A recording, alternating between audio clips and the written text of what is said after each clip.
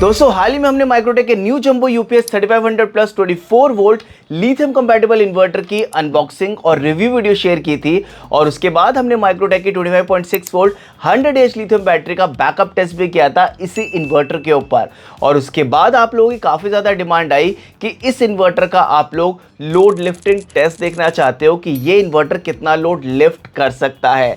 इसलिए मैंने सोचा जब इतनी ज़्यादा डिमांड आ रही है तो सिर्फ एक ही टेस्ट क्यों करें, हम परफॉर्म करेंगे इस इन्वर्टर का असली टेस्ट जिसके अंदर हम परफॉर्म करते हैं बहुत सारे टेस्ट जैसे कि weight test, output voltage test, noise test, charging current test, no load discharge current test और आपका favourite load lifting test. Hello दोस्तों, मेरा नाम है अभिषेक और आप देख रहे हैं बैटर गुरुजी यूट्यूब चैनल। हम इस तरीके से आप लोगों के साथ इन्वर्टर बैटरी से रिलेटेड कंटेंट शेयर करते रहते हैं।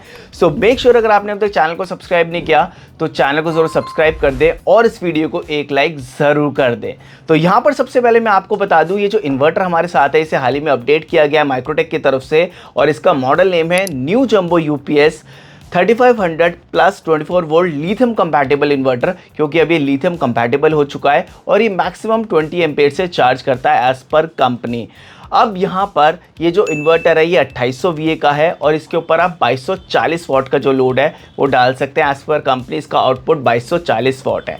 तो चलिए फटाफट से टेस्ट को परफॉर्म करते हैं और सबसे पहला जो टेस्ट हम यहाँ पर करने वाले हैं वो है वेट टेस्ट, जिसके अंदर हम ये देखेंगे कि इस इन्वर्टर का क्या वेट है। सो यहाँ पर अगर हम वेट की बात करें तो इस इन्वर्टर का वेट है 21 kg 350 ग्राम्स। काफ़ी हैवी ये इन्वर्टर है। सेकेंड टेस्ट जो हम यहाँ पर परफॉर्म करने वाले हैं वो है आउटपुट वोल्टेज टेस्ट और उसको करने के लिए हम यहाँ पर हेल्प लेंगे अपने एनर्जी मीटर की और देखते हैं कि ये कितना आउटपुट देता है। सो आउटपुट वोल्टेज टेस्ट करने के लिए यहाँ पर हमने एनर्जी मीटर को कनेक्ट कर लिया है। यहाँ से अब हम इन्वर्टर को ऑन कर रहे हैं और आप यहाँ पर देख सकते हो एनर्जी मीटर एक्टिव हो चुका है। यहाँ पर आपको नज़र आ रहा होगा 229.6 वोल्ट्स यानी कि 229.6 वोल्ट इसकी आउटपुट वोल्टेज है। थर्ड टेस्ट जो हम यहाँ पर परफॉर्म करने वाले हैं वो है साउंड और नॉइस टेस्ट, जिसके अंदर हम ये देखेंगे कि ये कितनी नॉइस करता है या फिर कितने लेवल ऑफ डीबी जो साउंड लेवल्स है वो रीच करती है जब ये चार्ज करता है या फिर जब ये लोड चलाता है और आइडल में कितने लेवल ऑफ डीबी रहती है। और उस टेस्ट को करने के लिए हम यहाँ पर हेल्प लेंगे यूनिट के इस साउंड मीटर की। सो अब हम कर रहे हैं नॉइस टेस्ट और यहाँ पर हमने यूनिट के इस डीबी मीटर को यहाँ पर रख लिया है और हमारे रूम का जो नॉर्मल डीबी है अगर मैं बोलना बंद कर देता हूँ तो 43, 44, 45 के आसपास है। बीच बीच में ये रैपिडली इंक्रीज़ कर सकता है क्योंकि हमारा जो स्टूडियो है बिल्कुल रोड साइड पर है, तो बाहर से जैसे ही हॉर्न वगैरह बजता है तो ये एकदम इंक्रीज़ हो जाता है। तो अभी हम चेक करते हैं कि अभी मैंने इन्वर्टर को आइडली ऑन कर दिया है तो कितना हमें यहाँ पर लेवल दिखाई दे रहा है।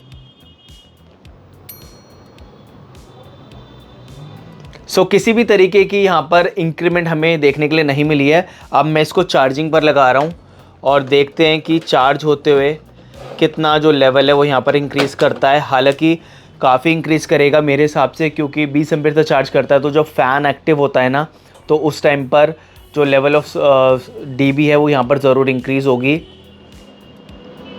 तो चार्जिंग स्टार्ट हो चुकी है। यहाँ पर भी आप चेकआउट कर सकते हो 695 वाट से जो हमारी बैटरी है वो चार्ज हो रही है। और यहाँ पर अब अगर आप देखेंगे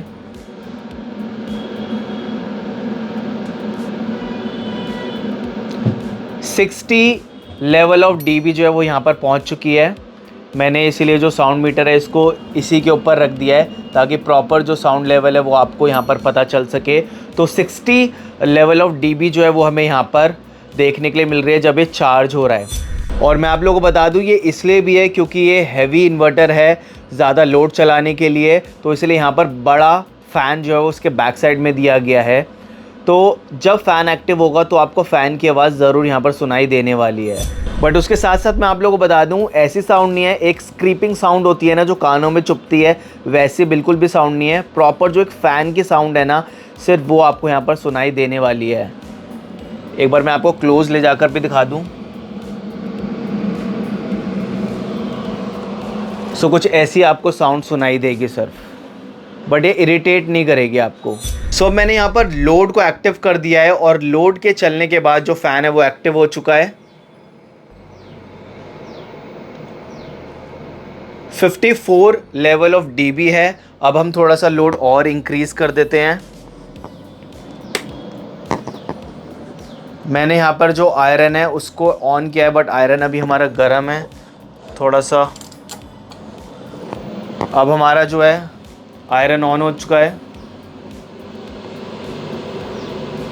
so same level of dB है चार्जिंग पर भी और डिस्चार्जिंग पर भी। 62 लेवल ऑफ डीबी रहता है इसका प्रॉपर जो साउंड लेवल है।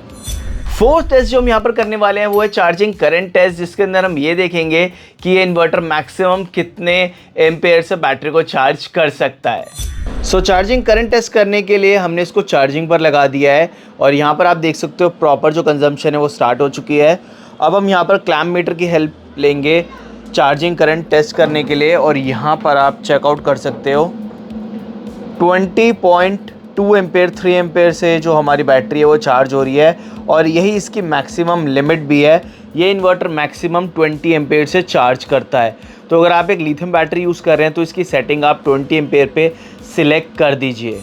फिफ्थ टेस्ट जो हम यहाँ पर परफॉर्म करने वाले हैं वो है no load discharge current test और ये टेस्ट करने के लिए काफ़ी ज़्यादा डिमांड आती है आप लोगों की और आप लोग पूछते हो कि भाई अगर आपने बैटरी को इसके साथ में कनेक्ट किया और कोई लोड नहीं चलाया हुआ और आपकी मेंस चली जाती है तो ये कितने एम्पेयर से बैटरी को डिस्चार्ज करता है, तो वो हम इस टेस्ट के अंदर देखने वाले हैं। So no load discharge current test करने के लिए हमने बैटरी को इन्वर्टर के साथ में कनेक्ट कर दिया है, मेंस को यहाँ से हमने डिस्कनेक्ट कर दिया है और यहाँ पर अब हम क्लैम्प मीटर की हेल्प से चेक करेंगे।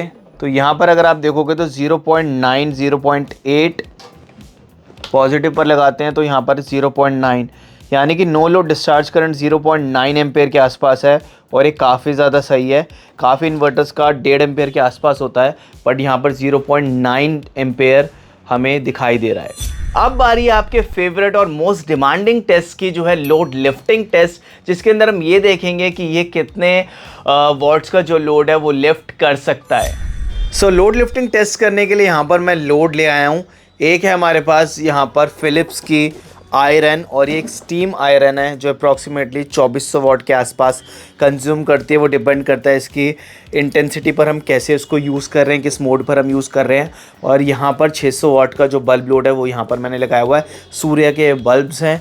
229 आउटपुट वोल्टेज है अभी और मैंने इसको मेन से कनेक्ट अभी नहीं किया है। यहाँ पर आप देख सकते हो यूपीएस ऑन है और अब हम यहाँ पर जो आयरन है उसको ऑन कर रहे हैं। तो मैंने यहाँ पर आयरन को ऑन कर दिया है और 1400 वाट के आसपास अभी यहाँ पर कंज्यूम हो रहा है। और जैसे ये लोड यहाँ पर चला तो यहाँ पर प्रॉपरली जो बैकअप टाइम है वो अपने आप इंस्टेंटली जो है कैलकुलेट होकर यहाँ पर दिखाने लगता है। बैटरी के अंदर 26 वोल्ट्स है, 80% का जो लोड है वो यहाँ पर आ चुका है। अब मैं यहाँ पर थोड़ा सा लोड और डालता हूँ। सो जैसे मैंने यहाँ पर एक और बल्ब को ऐड किया, यहाँ पर लोड इंक्रीज़ हो चुका है। 2 बल्ब्स को और यहाँ पर एक्टिव कर देते हैं। 1633 वाट्स यहाँ पर आ चुके हैं और अभी मेरे पास और कोई ज़्यादा लोड नहीं है। बट अगर हम यहाँ पर देखें 100% जो लोड है वो यहाँ पर अचीव हो चुका है। तो आप अप्रॉक्सीमेटली मान सकते हो कि इसके ऊपर आप 1700 वाट्स के आसपास जो एक्टिव लोड है सिर्फ आप वो चला पाएंगे। एक और चीज़ मैं आप लोगों को यहाँ पर बताना चाहता हूँ, जैसे अभी हम यहाँ पर 500 वाट का एक्टिव लोड चला रहे हैं तो आउटपुट वोल्टेज जो है वो 220 के आसपास है। और वहीं अगर हम इसको 1200 वाट के आसपास चलाते हैं जो हमने इस टेस्ट के अंदर देखा है तो आउटपुट वोल्टेज 200 के आसपास रहती है। और वहीं अगर आप इसको बिल्कुल इसके मैक्सिमम कैपेसिटी तक लेकर चले जाते हो तो आउटपुट वोल्टेज समवेयर अराउंड 182 और 184 के आसपास रहती है। और ये चीज़ ना मैंने काफ़ी इन्वर्टर्स के साथ में देखी है। सो दोस्तों उम्मीद करता हूँ कि आपको काफ़ी अच्छी क्लैरिटी आई होगी माइक्रोटेक के इस नए जंबो यूपीएस की। और ये सारे टेस्ट करने के बाद ना आपको काफ़ी अच्छी रेफरेंस आ चुकी होगी इसके परफॉर्मेंस की और जितने भी डाउट्स थे ना वो आपके इन सारे टेस्ट से दूर हो चुके होंगे। स्टिल अगर आपके दिमाग में या माइंड में कोई और कन्फ्यूजन रह गई है इस मॉडल से रिलेटेड तो मुझे कमेंट करना बिल्कुल ना भूलें। अपने डाउट्स कमेंट ज़रूर कर दीजिएगा।